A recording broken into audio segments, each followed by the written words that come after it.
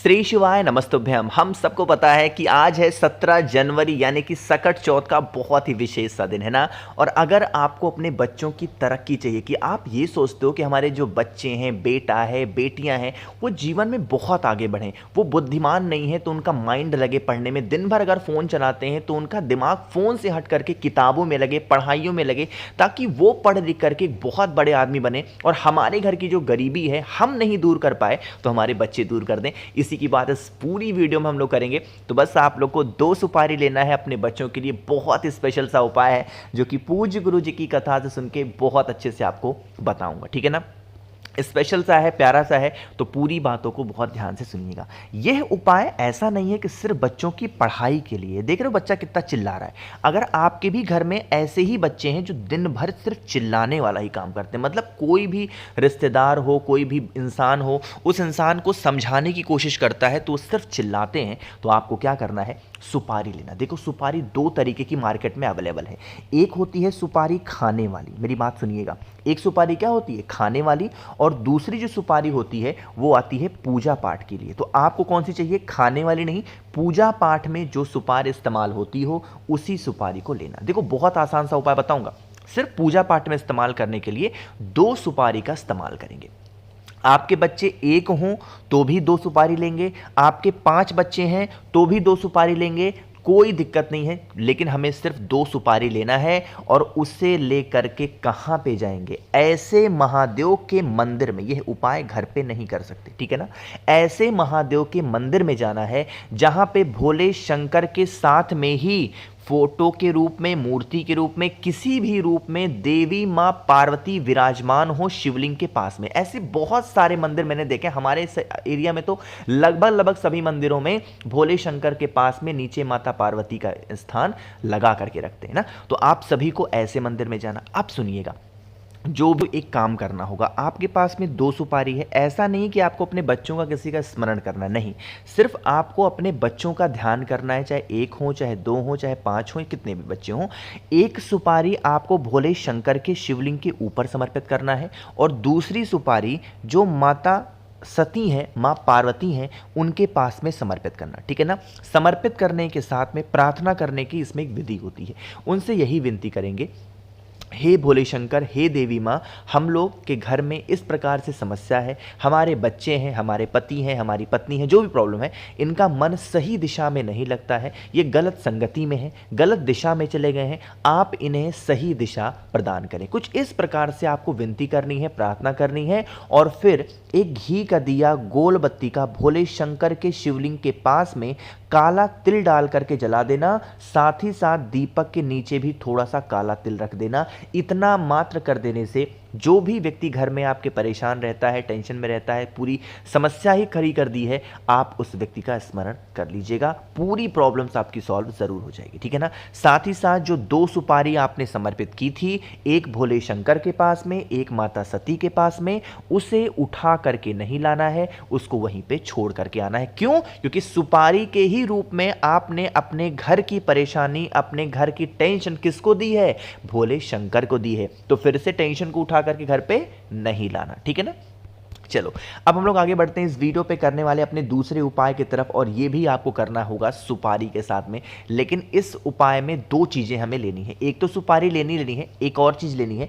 लेकिन उससे पहले आपको एक छोटी सी बात बता दूं कि इस उपाय के बेनिफिट क्या होने वाले हैं। जैसे मान लीजिए कि कष्ट आपके घर का खत्म नहीं हो रहा। देखो कष्ट सिर्फ बच्चों की वजह से नहीं आता, पति की वजह से नहीं आता, पत्नी की वजह से नहीं आता। कष्ट कहीं ना कहीं हमारे घर में कोई नज़र लगा के चला गया, कोई टोने कर गया, टोटके कर गया। नज़र कैसे लगती पता है आपको? नजर लगती है कि जब कोई इंसान आपकी तारीफ कर देगा तो आपको नजर लग जाएगी। इसीलिए मैं आप लोगों से हजारों बार कह चुका हूं कि जो भी पति पत्नी के रिश्ते हैं, आप अपनी फोटोज को, आप अपनी वीडियोस को कभी भी सोशल मीडिया प्लेटफॉर्म पे हमेशा शेयर मत किया करो। अपने प्रेम को समाज को दिखाने की कोशिश मत करो।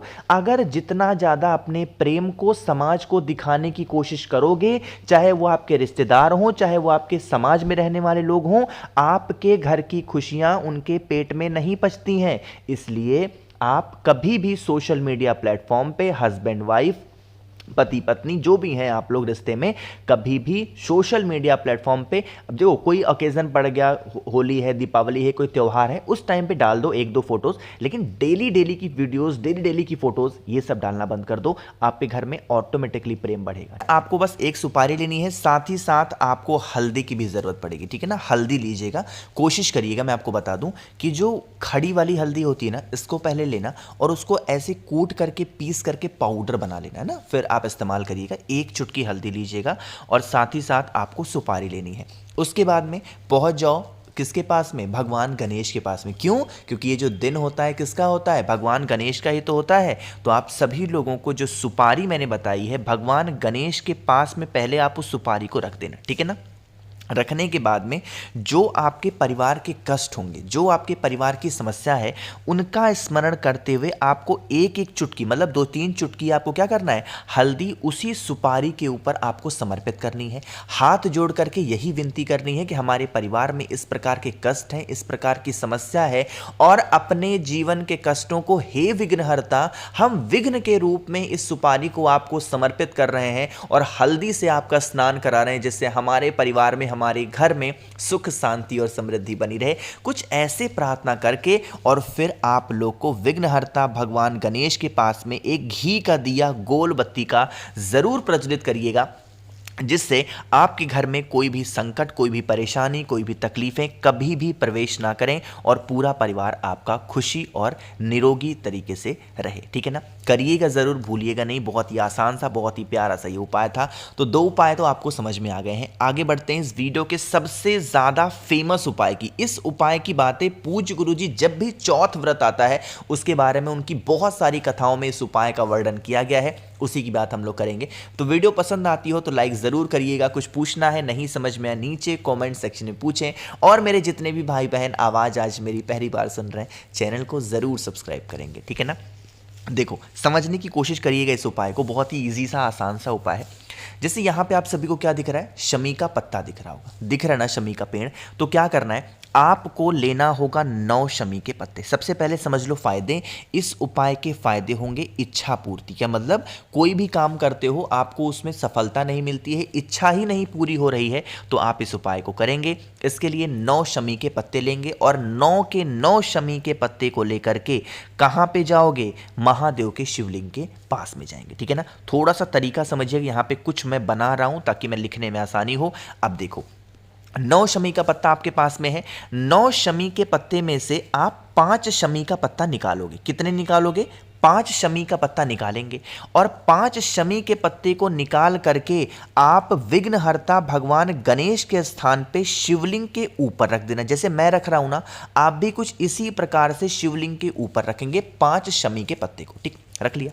अब 5 तो आपने 9 में से निकाल लिए, तो अब आपके पास में कितने शमी के पत्ते बचे, 4। अरे 4 ही तो बचेंगे अब, क्योंकि 5 तो हमारे निकाल गए, तो 4 हो गए। अब ये 4 में से भी आपको जो 3 शमी के पत्ते होंगे, उन 3 शमी के पत्ते को महादेव के शिवलिंग के ऊपर समर्पित करना, कुछ इस प्रकार से, जैसे मैंने चढ़ा दिया, लगा दिया। यानी कि 5 शमी का पत्ता आपने भगवान गणेश के स्थान पे और 3 शमी का पत्ता आपने महादेव के शिवलिंग के ऊपर चढ़ाया। इतनी चीजें हो गई, 5 और 3 8। इतना सब कुछ करने के बाद में अब आपके पास में मात्र 1 शमी का पत्ता बचा है ना। 5 यहां पे चढ़ाए, 3 यहां पे, 5 3 8, 9 लिया था तो 1 ही तो बचेगा, तो 1 बच गया।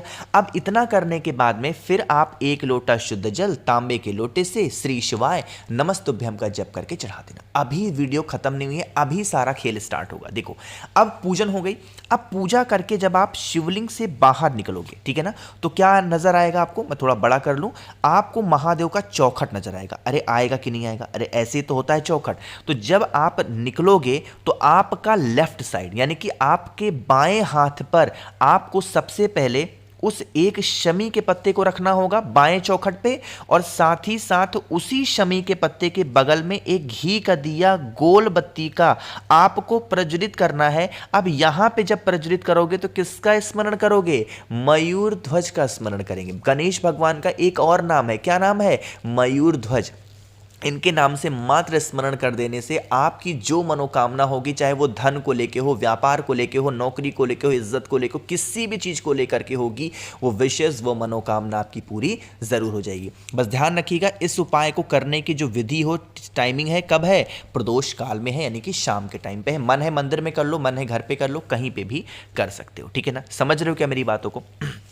चलो अब हम लोग आगे बढ़ते हैं इस वीडियो के अपने सबसे आखिरी और बहुत ज़्यादा इफेक्टिव उपाय की, जो कि हम सभी को अपने घर पे करना चाहिए, और वो करना है दूर्वा के साथ में। क्योंकि अब देखो चौथ का दिन है, दूर्वा का उपाय ना बताऊं ऐसा कैसे हो सकता है। इस उपाय के जो बेनिफिट हैं वो होंगे बीमारी को लेके, यानी कि मतलब आपके घर में रोग बीमारी बहुत ज़्यादा है, वो ख़त्म ही नहीं हो रहा है, तो आप उपाय करेंगे 7 दूर्वा मात्र लेनी है। जो हरी वाली दूर्वा आती है ना, मात्र वही 7 दूर्वा लेंगे। साथ ही साथ आपको इस प्रकार से शहद लेना है ना, घर की बीमारियों को दूर करने की, लड़ाई झगड़े के लिए क्या लेते हैं, शहद लेते हैं। अब इसको लेकर के महादेव के शिवलिंग के पास जाएंगे, वही सेम प्रोसेस फॉलो करना है। शहद का जो लेपन होगा माता अशोक सुंदरी के स्थान पे खूब अच्छे तरीके से करेंगे, जितना अच्छा आप कर सकते हैं उतना अच्छा शहद का लेपन करेंगे। और शहद का लेपन करने के बाद में जो 7 दूर्वा आपके पास में है, जो भी व्यक्ति घर में बीमार है उस व्यक्ति का नाम और गोत्र बोल के समर्पित करना। एंड देन लास्ट में आप सभी को 1 लोटा जल समर्पित करके, यही जल बहता बहता जलाधारी से नीचे गिरेगा, जल को रोक लेना और इस जल को लेके चले जाना अपने घर पे। घर में आपके जो भी व्यक्ति बीमार होगा, इस जल का आचमन 3 बूंद कराना है। कितनी? 3 बूंद या 3 बार करा देना। कोई भी बीमारी उसके शरीर में रुकेगी नहीं और पूरी फैमिली, पूरा परिवार आपका खुश रहेगा, ठीक है ना। करिएगा ज़रूर। बाकी मैंने कोशिश की आप सभी को हर एक बातों को अच्छा समझाने की। वीडियो पसंद आई हो तो लाइक करिएगा। कुछ पूछना है, नहीं समझ में, नीचे कॉमेंट सेक्शन में पूछ सकते हैं। और मेरे जितने भी भाई बहन आवाज़ आज मेरी पहली बार सुन रहे हैं, चैनल को ज़रूर सब्सक्राइब करेंगे। श्री शिवाय, नमस्तुभ्यम।